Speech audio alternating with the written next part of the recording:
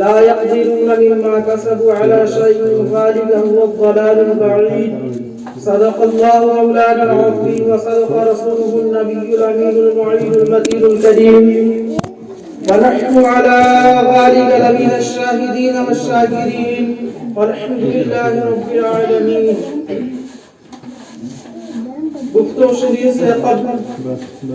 آئیے انتہائی خلوص و محبت کے ساتھ پیارے آقا مصطفیٰ کریم صلی اللہ علیہ وسلم کی بارگاہ میں درود پاک کا ہدیہ پیش کریں. پڑھیں بآواز بلند اللہم صلی علی سیدنا مولانا محمد وسلم صلاۃ و سلام علیک یا رسول اللہ صلی اللہ علیہ وسلم. خیر و برکت کے لیے ایک مرتبہ اور پڑھ لیجیے اللہم صلی علی سیدنا مولانا محمد وسلم صلاۃ و سلام علیک یا رسول منزہ عن شریک فی محاسنہ منزہ عن شریک فی محاسنہ وجوہر الحسن فیہا غیر منقسم یا صاحب الجمال ویا سید البشر یا صاحب الجمال ویا سید البشر من وجهك المنیر لقد نور القمر لا يمكن الثناء كما كان حقه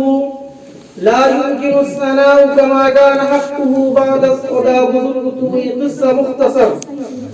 بمصطفیٰ برسان خیش راکدی ہموس بمصطفیٰ برسان خیش راکدی ہموس اگر بہو نہ رسیدی تمام بول حدیث. ایک مرتبہ درود پاک پڑھیے اللہم صلی علی سیدنا مولانا محمد وسلم علیہ یا رسول اللہ صلی اللہ علیہ وسلم. جیسے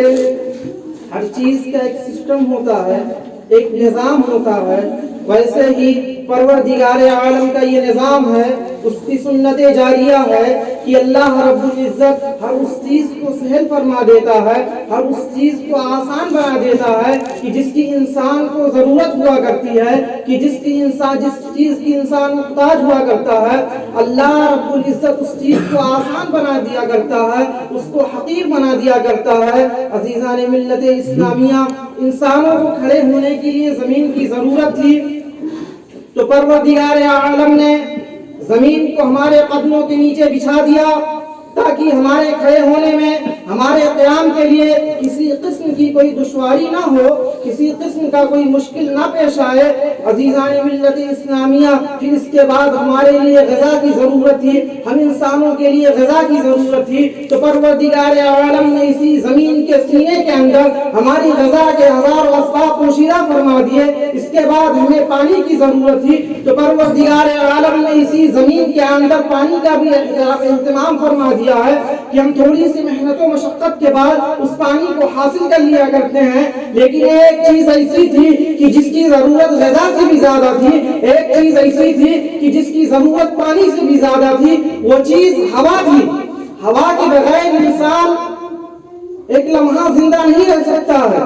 ہوا کے بغیر انسان زندگی نہیں گزار سکتا ہے. اگر ہوا ختم ہو جائے تو انسان بھی ختم ہو جائے کریں گے. عزیزان ملت اسلامیہ، ہوا کی ضرورت ہمارے لیے انتہائی ضرورت تھی تو اللہ رب العزت نے ہوا کو ہمارے قدموں کے نیچے نہیں پیدا فرمایا. ہوا کی ضرورت تھی تو پروردگار عالم نے ہوا کو ہم سے چند فٹ کے فاصلے کی دوری پر نہیں پیدا فرمایا. ہوا کی ضرورت تھی تو اللہ رب العزت نے ہوا کو پانی کے سوتوں میں نہیں پیدا فرمایا. ہوا کی ضرورت تھی تو اللہ رب العزت نے ہوا کو ہمارے ناک کے قریب پیدا فرما دیا تاکہ ہمیں جب ہوا کی ضرورت محسوس ہو تو ہمیں کہیں دور نہ جانا پڑے. جب ہمیں ہوا کی ضرورت کا احساس ہو تو ہمیں کہیں دور نہ جانا پڑے، بلکہ جب بھی ہمارا نظام تنفس ہوا کی ضرورت کو محسوس کرے تو ہم محض سانس لے لیں. ہمارا یہ سانس لینا ہماری زندگی اور حیات کی افزودگی کا سبب بن جایا کرے. عزیزان ملت اسلامیہ، انسانی زندگی کے لیے ہوا کی ضرورت تھی تو پروردگار عالم نے ہوا کو ہمارے ناک کے قریب پیدا فرما دیا. اور ایمانی زندگی کے لیے نبی کی ضرورت تھی تو پروردگار عالم خلاق کائنات نے نبی کو ہماری جان سے زیادہ قریب پر پیدا فرما دیا. ارشاد فرماتا ہے النبی اولی بالمؤمنین من انفسہم، نبی مسلمان کی جان سے زیادہ قریب ہے، نبی مسلمان کی جان سے زیادہ قریب ہے. کرتا ہے کہ مومنوں کی تو جانوں سے قریب ہوئے، وہ مومنوں کی تو جانوں سے بھی قریب ہوئے، کہاں سے کس نے پکارا حضور جانتے ہیں۔ عزیزان ملت اسلامیہ، ہوا کی ضرورت انتہائی ضرورت ہے کہ ہوا اگر دور ہو جائے تو انسان بے جان ہو جائے، لیکن اگر نبی دور ہو جائے تو انسان بے جان ہو جائے کرے گا۔ نبی کی ضرورت انتہائی ضروری تھی، نبی کی ضرورت ہمارے ایمان کے لیے ضروری تھی، نبی کی ضرورت ہمارے اسلام کے لیے ضروری تھی، نبی کی ضرورت ہمارے عقیدے کی تحفظ و بقا کے لیے ضروری تھی، نبی کی ضرورت انسانی عظمت و اقدار کی حفاظت و صیانت کے لیے ضروری تھی۔ عزیزان ملت اسلامیہ، نبی کا رشتہ ہماری زندگی سے کیا ہے، نبی کا تعلق ہماری حیات سے کیا ہے، اگر آپ اسے سمجھنا چاہتے ہیں تو آپ اپنی حیات میں غور کیجئے، آپ اپنی زندگی میں غور کیجئے، آپ اپنی حیات کی کیفیات میں غور و فکر و تدبر کریں تو آپ کو معلوم ہوگا ہمارا جو یہ وجود ہے ہم دو چیزوں کا مجموعہ ہے کہ جن میں سے ایک چیز نظر آتی ہے، دوسری چیز نظر نہیں آتی۔ ہم جسم اور روح کا مجموعہ ہے، جسم نظر آتا ہے مگر روح نظر نہیں آتا۔ جسم نظر آتا ہے یہ شخص کتنا لمبا ہے، کتنا پست قد ہے، کتنا ناٹا ہے، کتنا دبلا پتلا ہے، یہ ساری چیزیں نظر آتی ہیں، لیکن اس جسم کے اندر جو روح پوشیدہ ہے، اس جسم کے اندر جو روح پنہا ہے، اس کے بارے میں کسی کو نہیں معلوم کہ آیا یہ جو روح ہے یہ طاقتور ہے یا کمزور ہے، یہ دبلی ہے یا پتلی ہے، یہ کیسی ہے، یہ کسی کو نہیں معلوم ہے۔ عزیزان ملت اسلامیہ، کتنا عجیب معاملہ ہے کہ جو چیز نظر آتی ہے اس کی کوئی اہمیت نہیں ہے، اس کی کوئی وقار نہیں ہے، اور جو چیز نظر نہیں آتی وہ انتہائی اہم ترین چیز ہے، وہ روح ہے کہ نظر نہیں آتی لیکن اس کی اہمیت جسم سے زیادہ ہے۔ عزیزان ملت اسلامیہ، آپ نے ایک شخص کو کئی لوگوں کے کاندھے پر سوار ہو کر کے جاتے ہوئے دیکھا ہوگا، کبھی آپ نے اس جنازے کو لے جانے والوں سے پوچھا کہ کہاں لے جا رہے ہیں اس شخص کو؟ یہ ہمارا ساتھی تھا، ہمارے ساتھ تفریحیں کرتا تھا، ہمارے ساتھ ہنستا تھا، کھیلتا تھا، ہمارے ساتھ اٹھتا بیٹھتا تھا،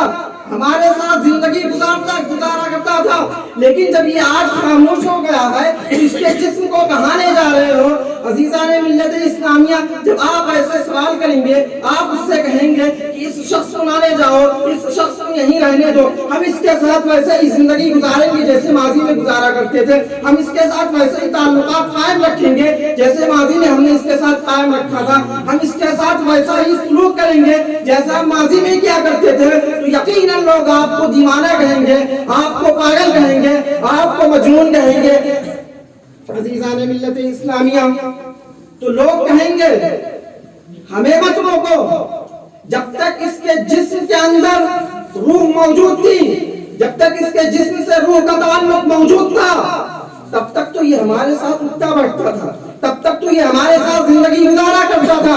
تب تک تو یہ ہمارے ساتھ چلتا پھرتا تھا، تفریح کرتا تھا، لیکن جب آج اس کے جسم سے روح منقطع ہو چکی ہے، روح نے جسم کا ساتھ چھوڑ دیا ہے، تو اب اسے شہر خاموشہ جانا چاہیے، اب اسے قبرستان جانا چاہیے۔ عزیزان ملت اسلامیہ، روح موجود ہو تو جسم کی حیثیت ہے، جسم کی اوقات ہے، جسم کی عزت و وقار ہے، لیکن اگر روح نکل جائے تو جسم کی کوئی حیثیت نہیں ہوتی ہے، جسم کی کوئی وقار نہیں ہوا کرتا ہے۔ روح نکل جائے تو یہ جسم جو عزت کی نگاہ سے لوگ جسے دیکھتے ہیں،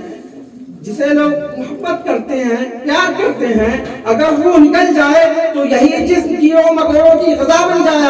جایا کرتی ہے، یہی روح نکل جائے تو جسم کی کوئی حیثیت نہیں ہوا کرتی ہے، روح نکل جائے تو معاشرے سے نکال پھینک دیا جاتا ہے،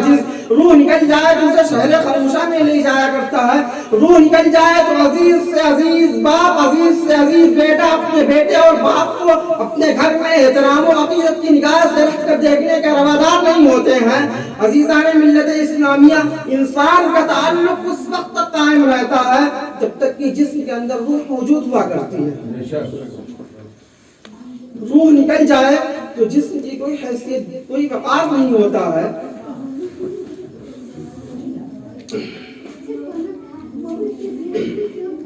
روح نکل جائے تو یہ جو جسم ہے عزت و وقار کی نگاہ سے دیکھا جاتا ہے، اس کی کوئی حیثیت نہیں ہوا کرتی ہے. انسان اپنے باپ بھی کو زمین کے حوالے کر دیتا ہے,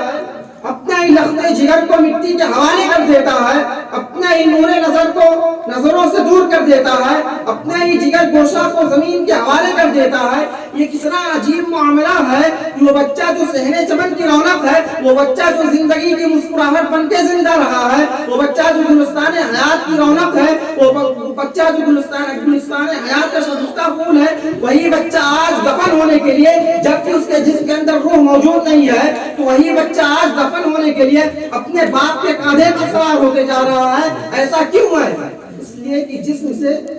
روح منقطع ہو چکی ہے, روح نے جسم کا ساتھ چھوڑ دیا ہے. عزیزان ملت اسلامیہ, تو ہم جو ہے دو چیزوں کا مجموعہ ہے, ایک جسم ایک روح. جسم نظر آتا ہے, روح نظر نہیں آتا. جسم کچھ نہیں ہے, روح نظر نہ آنے کے باوجود روح ہی سب کچھ ہے. بالکل ایسے ہی جیسے ہم دو چیزوں کا مجموعہ ہے, اللہ رب العزت نے ہمیں جو مذہب مہذب عطا فرمایا ہے وہ بھی دو چیزوں کا مجموعہ ہے. ایک کو عمل کہتے ہیں, ایک کو عقیدہ کہتے ہیں. عمل نظر آتا ہے, عقیدہ نظر نہیں آتا. عمل نظر آتا ہے, یہ شخص نماز پڑھ رہا نظر آ رہا ہے, یہ شخص روزہ رکھ رہا نظر آ رہا ہے, یہ شخص زکات دے رہا نظر آ رہا ہے, یہ شخص عبادت و ریاضت کر رہا نظر آ رہا ہے, یہ شخص شب بیداری کر رہا نظر آ رہا ہے, دیگر احکام اسلام ارکان اسلام کی ادائیگی کر رہا نظر آتا ہے, لیکن اس کا اپنے نبی سے کیا تعلق ہے نظر نہیں آتا. اس کا اللہ کی وحدانیت پر کتنا محکم یقین ہے نظر نہیں آتا. آخرت کے بارے میں کیسا تصور ہے نظر نہیں آتا. دیگر احکام اسلام یا ارکان اسلام کے بارے میں کیسا نظریہ ہے یہ نظر نہیں آتا. میں کہتا ہوں کہ عمل نظر آتا, عقیدہ نظر نہیں آتا, لیکن جس طرح سے روح نظر نہیں آتی, روح ہی سب کچھ ہے. یہ روح نکل جائے تو جسم بے جان ہو جایا کرتا ہے. بالکل ایسے ہی عقیدہ ہی سب کچھ ہے کہ اگر عقیدہ نکل جائے, عقیدے میں فساد آ جائے, عقیدے میں بگاڑ آ جائے, عقیدے میں تزلزل آ جائے, تو اعمال کی کوئی حیثیت نہیں ہوا کرتی ہے, اعمال کی کوئی بات نہیں ہوا کرتی ہے. وہ اعمال منہ پہ مار دیے جانے کے قابل ہوتے ہیں, ان کی کوئی عزت نہیں ہوا کرتی ہے, وہ بے جان سمجھے جایا کرتے ہیں. تو عقیدہ جو ہے یہی سب کچھ ہے جس میں اسلامی کے لیے یہ عقیدہ روح کی حیثیت رکھتا ہے. ایک بار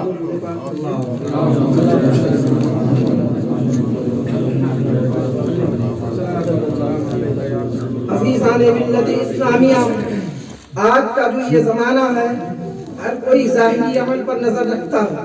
مگر کبھی آپ نے عقیدے کے بارے میں بھی سوچنے کی کوشش کی ہے کہ عقیدہ کتنا ضروری ہے.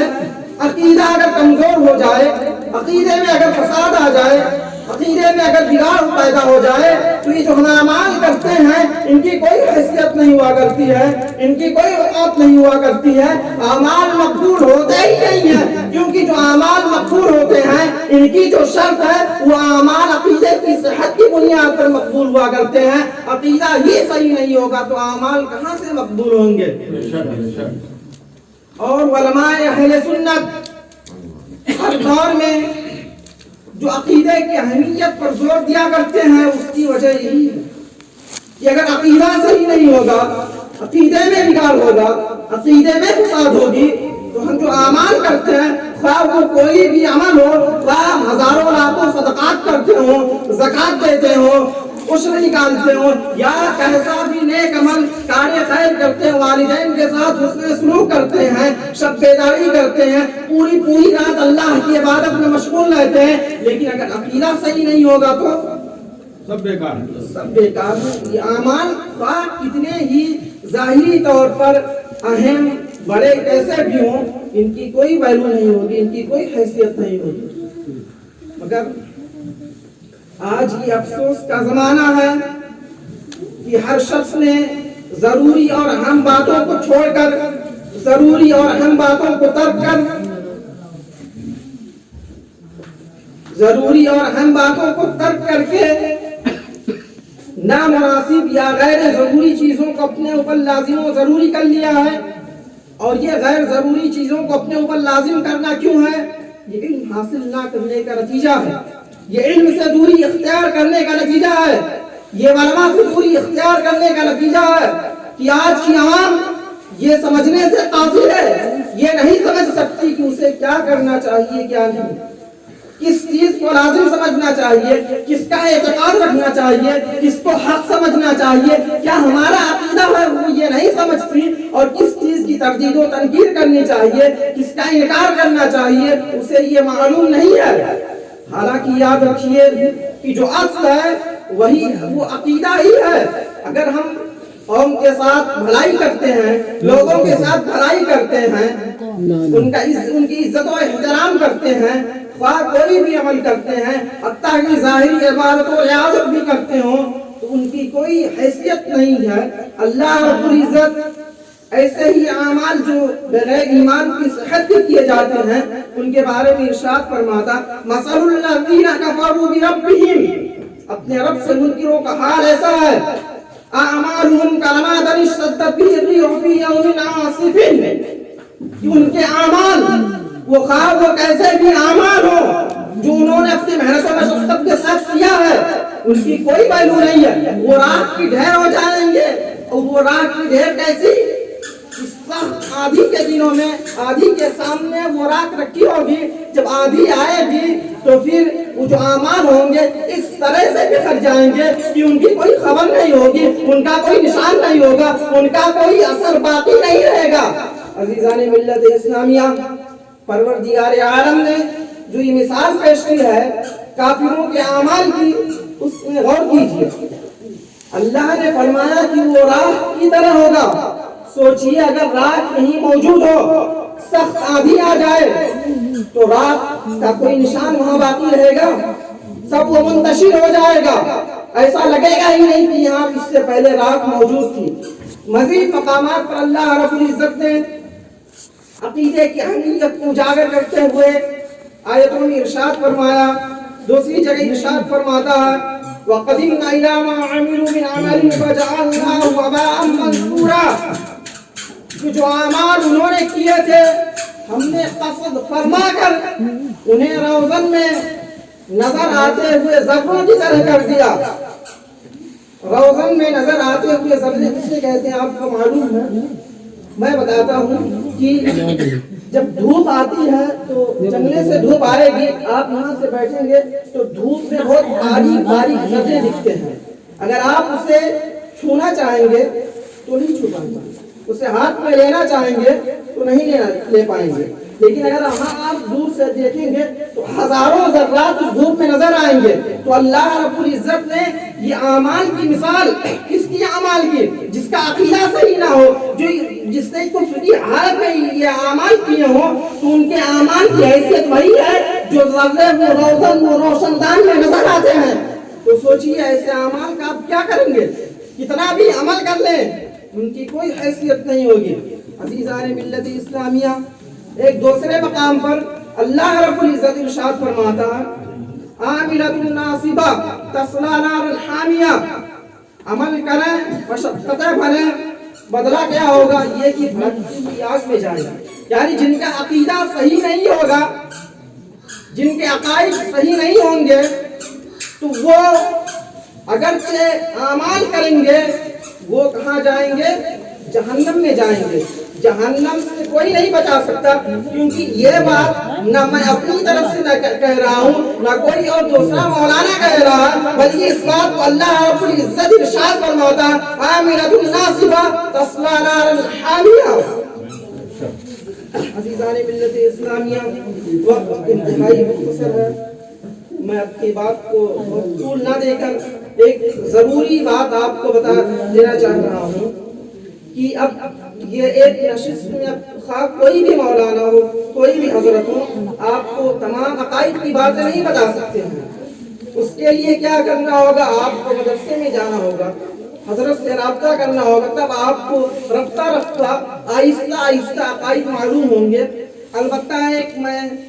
فارمولہ آپ کو بتا دے رہا ہوں کہ ہر شخص سونے سے پہلے یا پھر